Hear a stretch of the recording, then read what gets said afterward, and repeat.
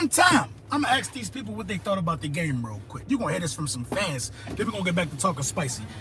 Hey, guys, I'm sorry. We're going to be here for a long time. Can y'all, so I'm an Eagles YouTuber. Can y'all tell them what y'all thought about the game and the quarterback? What you think? And in a couple words. What I thought about the game? What you thought about the game and the quarterback today? The quarterback? Jalen Hurts, yeah. I think he played well tonight. Okay. I wish he wouldn't run as much, but... Okay. Yeah.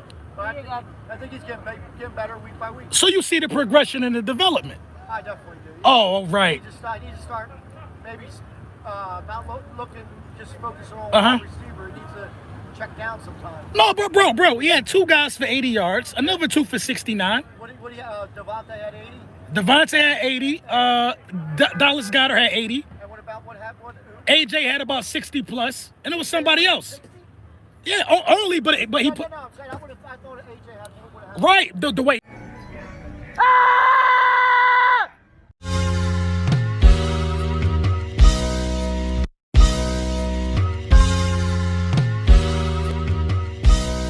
Step back and watch the step cook. You want 17 birds? Big ring, I play for the 17 birds. Hit my line if you want 17 birds. Big ring, I play for the 17 birds. I know a guy if you want 17 birds. Big ring, I play for the 17 birds. I know a guy if you want 17 birds. Big ring, I play for the 17 birds. Yeah, I'm from the 17th curb.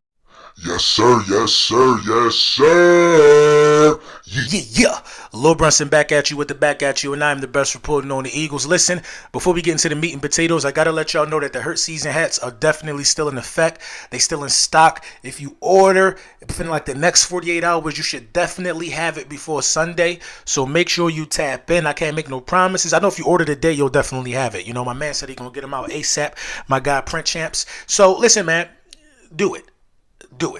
Let's talk about the win. First of all, before we talk about the win, let's talk about that little social experiment that you saw before the video. So, I was sitting, in the parking lot, waiting to, exit the arena.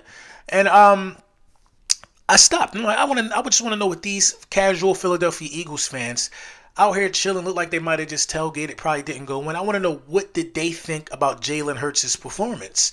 So I asked him, and he said, well, I think he played okay.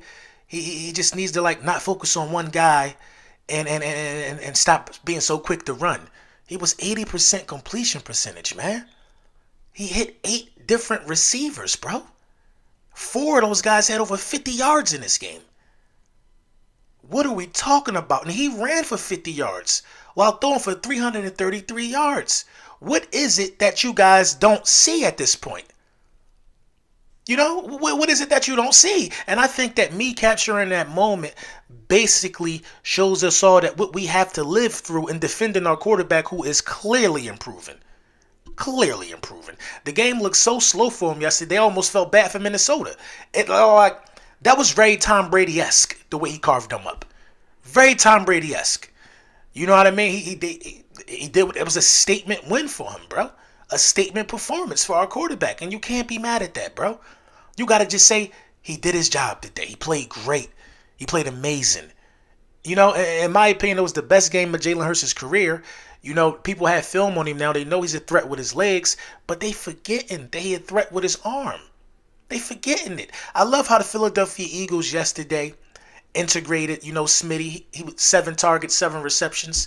I love how they did that. I love how, A.J. Brown still manages to get his. Even if it's not, he got the most targets. He got 8 targets. But who would have thought that Jalen Hurts can be the guy to where Smitty can have 80, A.J. can have 69, Dallas can have 80, Quez can have 69? Who would have thought that he could be that type of quarterback to be able to utilize his weapons this well?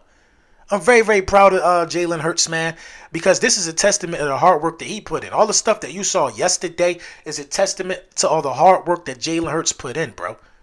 That's the bottom line, man. And listen, man, if you're a man, a grown man, you got to salute that type of progression. You got to salute it, man. Listen, I understand rivalries and stuff like that, but I think Jalen Hurts is knocking on the door of being the best quarterback in his division. I don't give a damn about nobody else. I don't care how nobody feel. I think he's knocking on the door of being that, man. You know, when you talk about Carson Wentz, you know, you talk about, you know, the stats he put up the last 2 weeks, but he also got 4 turnovers. Nobody wants to talk about that for some reason, though. Like we already, Daniel Jones, I don't think we think he has a 200 passing yard game. And Dak Prescott, you know, I don't know what's going on with them guys. Jalen Hurts. If Jalen Hurts wasn't developing, why is the odds for him to win MVP getting greater and greater? Why are the betting odds? You know why are the betting odds are not in favor of the bettors? You know what I mean? Because he's getting better.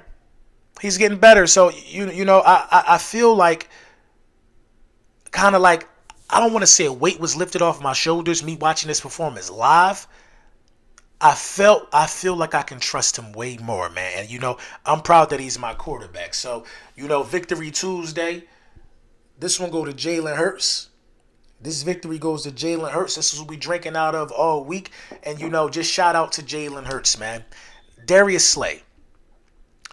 Darius Slay, in my opinion, has always been like the ultimate competitor. I think when we made Darius Slay a captain of this football team, it put a new battery in Darius Slay's back. It did. People probably thought games like this were behind Darius Slay. I think it's more to come. Darius Slay is extremely still in his prime for real, when you think about it. Is it really a debate who's the best cornerback in the division? Listen, when you do these type of things to Justin Jefferson, when you lock Justin Jefferson down, that's different, man. That's different. Now, we know Slay might have his issues a little bit with bigger guys, but bigger guys don't even get off on him. He locked down probably the best wide receiver in the league last night, Monday Night Football, for the whole world to see. Darius Slay is that guy, man. Bradbury and Darius Slay. Listen, man, this is a roster that is looking more and more like a team that really can possibly realistically get to the NFC Championship game. And if you could get to the NFC Champion, I don't even want to say Super Bowl. I'm going to say NFC Championship game. When you get to the NFC Championship game, you already know what the objective is if you can get that far. If you're that good, you already know how close you are to it. So let's focus on the NFC Championship game. Let's think about that as a realistic goal. Now, you might have to win one playoff game if you get the number 1 seed. 2 if you don't. But I think it's a real possibility that this team could really, take these things up a notch and take things to an entirely different level than what people used to them seeing, man. You got to be excited about this if you're a Philadelphia Eagles fan. I'm excited. That was a great win. Now, the defensive line stepped up. Hassan Reddick got pressure.